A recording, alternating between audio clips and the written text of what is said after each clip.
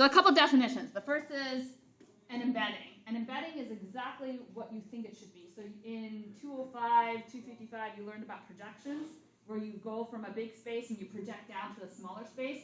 Here you're going up. You're taking something from a small space and embedding it into a bigger space. So an embedding is a one-to-one continuous map. It's actually the function whose inverse is also continuous. That's called a homeomorphism. And that's a topology animal.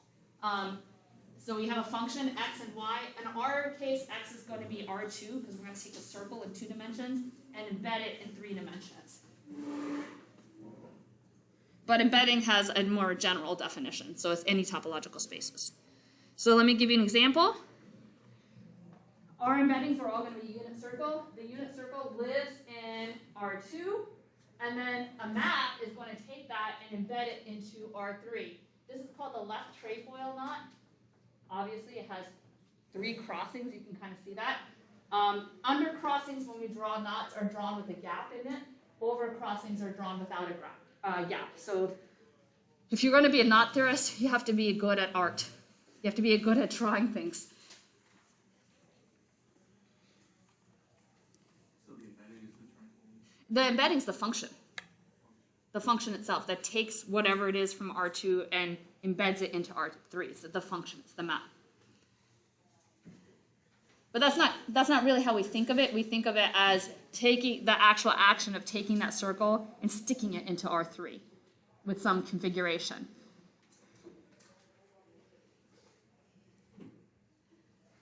A knot is an embedding of the unit circle into R3.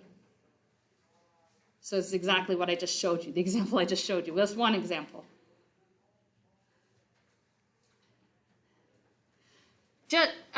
Just so you don't think that whatever I'm touching in class is it, combinatorics, the reason I like combinatorics and number theory is you can understand it at the very beginning, but they get very tough. The older the subject, the more tough they get because there's more and more that's out there. So don't for a second think that combinatorics is easier than real analysis. It isn't.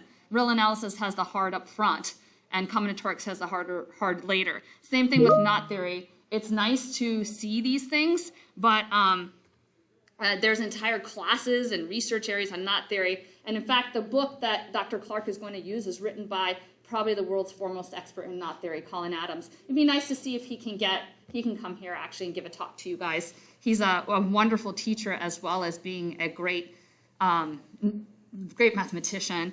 I think for anybody that's not on the East Coast, 7:40 is not a good time because that'd be 6:40 for him. I think he's Central Time. But even 7:40 is not a good time for someone who's on the East Coast. Mathematicians don't usually teach at 7:40 in the morning. That's only here. When I tell them, hey, this is the time, they say, oh, I've got a lot on my plate right now. But maybe we can even try to hit some of the West Coast mathematicians because they'll be probably not in bed yet. Try to get them on the other end. But I asked Dr. Tatali, who is a well-known combinatorist. I think he works with Dr. Pullyblank, actually, but I know him through other circles. No pun intended. So I just sent an email out to him, and so maybe he can come in, and we can ask Colin Adams. Okay, I think I have a couple questions for you. Let me come up and look at where we're at.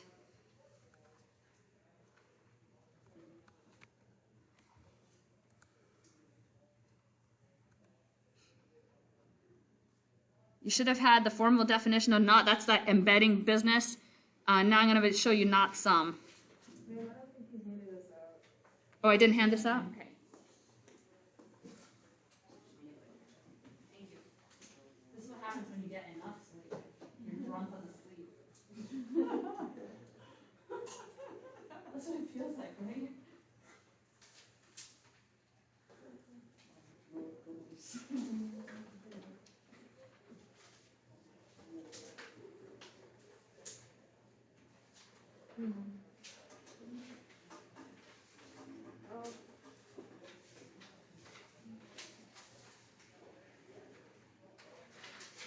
You may have to attach, I didn't leave enough space to draw knot sums.